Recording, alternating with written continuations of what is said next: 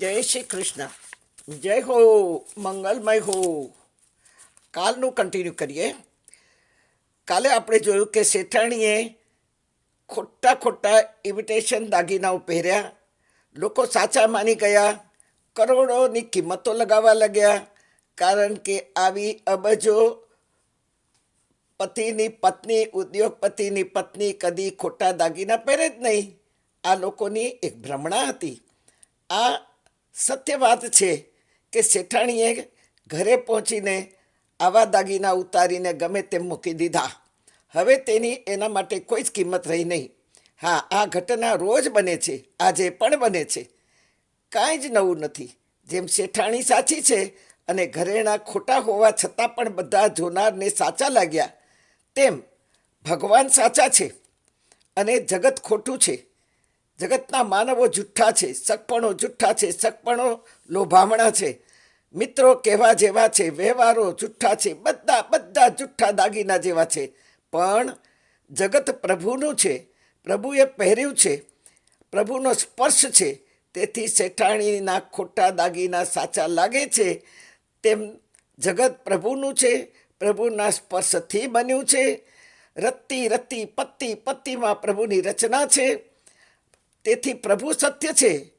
તેમ ઘરેણા જેવું જુઠ્ઠું જગત સાચું લાગે છે, સંબંધો સાચા લાગે છે, વ્યવહારો સાચા લાગે છે, મિત્રો પોતાના લાગે છે.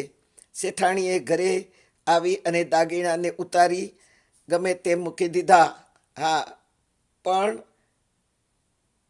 રાતે જગતને ભગવાન ઉતારી દે છે. જેમ શેઠાણીએ દાગીના ઉતારી દીધા, તેમજ રાતે ભગવાન પણ આ જગતને, જગતના વ્યવહારોને, સગપણ સંબંધોને બધા જ ફેંકી દે છે. તેથી તો સતત ઘેરી ઊંઘમાં આપણું બધું જ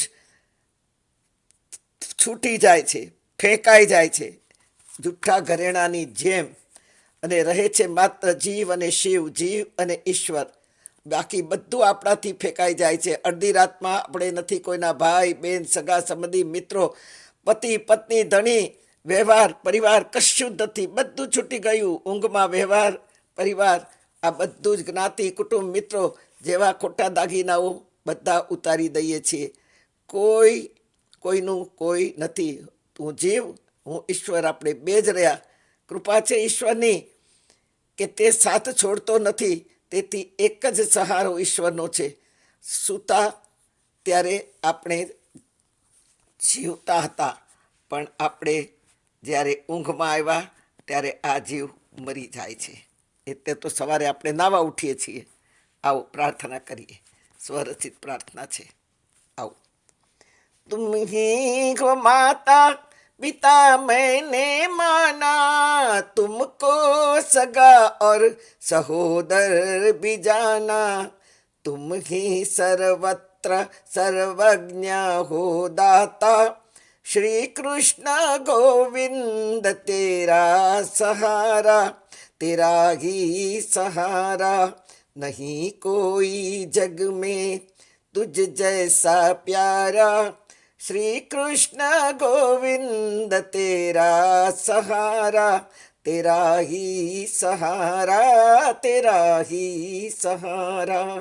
શેઠાણી સત્ય છે. એ આધારે ખોટા દાગીનાઓ પણ સાચા લાગ્યા. લોકો ભ્રમિત થયા. તેમ ભગવાન સત્ય છે.